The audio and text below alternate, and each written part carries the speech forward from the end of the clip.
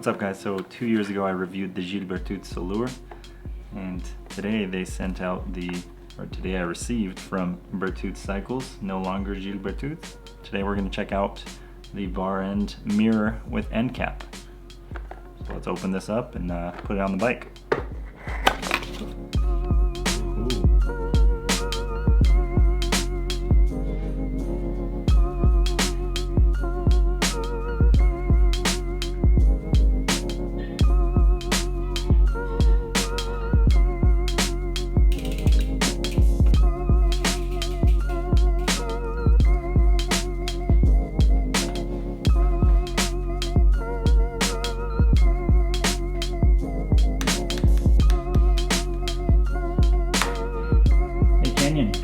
What do you think?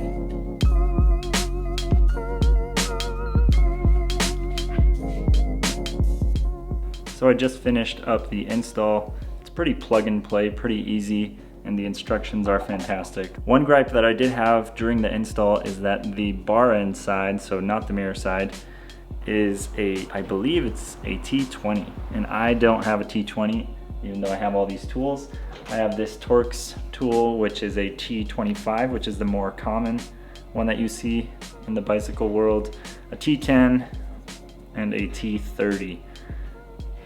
T20 is just a tool that I don't have at the moment on this wall, and so I had to get a little creative. I did manage to use this Park tool, the smaller version, flathead, and that seemed to fit in there and work just fine. Yeah, first impressions, build quality is incredible. It's like a Berthoud product, what you'd expect from the quality of their saddle, but in bar ends and in a bicycle mirror. One thing that intrigues me and one thing that I want to see if it's sort of the right thing is the magnification of the mirror.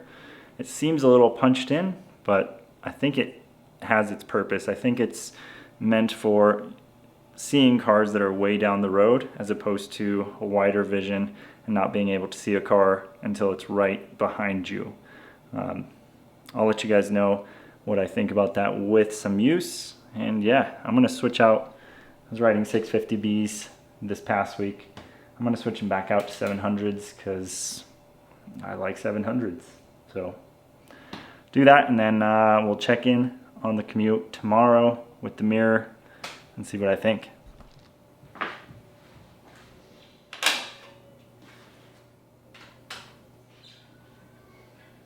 And just for those who would probably ask, it's not that I don't prefer 650Bs, I'm just running the Venture right now, and I think it's a little overkill for my commute.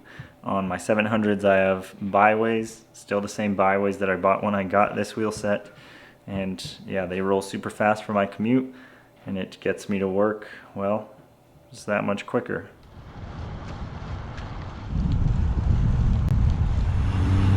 So I had to pull out the multi-tool and do some adjusting on the fly here of the mirror. There's like a certain sweet spot where you can get it tight enough where it doesn't wiggle, but you can still kind of position it.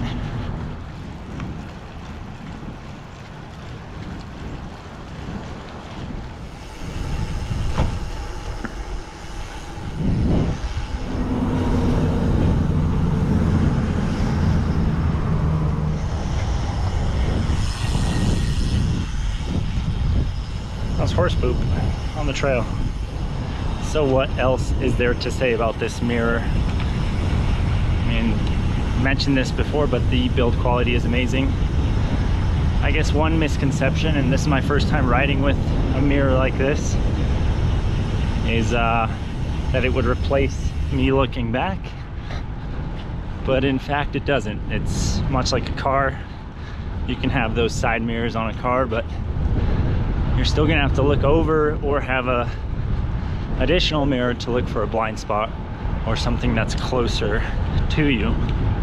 I also mentioned the sort of focal length or the vision of the mirror being pretty punched in yesterday, and I still think it's punched in quite a bit, but it does have that purpose of being able to look way down the road behind you. So can have its benefits, can have its downsides. But definitely, you know, I guess it's personal preference. I have gotten used to just the mirror right now, today, and I can look way down the trail to see what's behind me, as opposed to just, you know, 20, 30 feet down. So it has its plus sides. So I have thought more about this weird bar plug on the right side and how it annoyed me because I didn't have the Torx wrench. But it does have its benefits. Not that anyone out there is looking to steal bar ends, but they simply can't, because most multi-tools wouldn't have that Torx bit. I know mine didn't, my two that I have didn't. And so you're safe from that.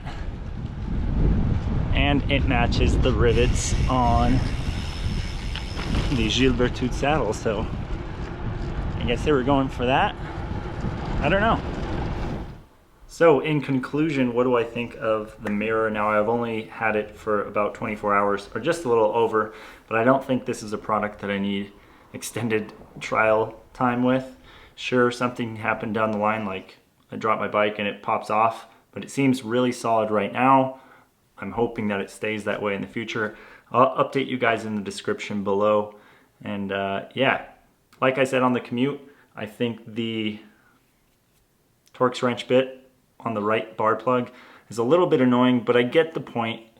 I think they did it to match the rivets on a saddle, and it looks nice. Plus, that little theft deterrent is a nice touch if you think about it that way. Who is this mirror for? Because don't get me wrong, it is an expensive mirror. Well, if you have a bike that you're proud of, every single piece you built and chose, selected, maybe this is for you, because you don't want an $8 Amazon mirror. If you don't like to buy plastic goods because of plastic waste, maybe this mirror is for you. If you like products that last a long time, this probably is a mirror for you.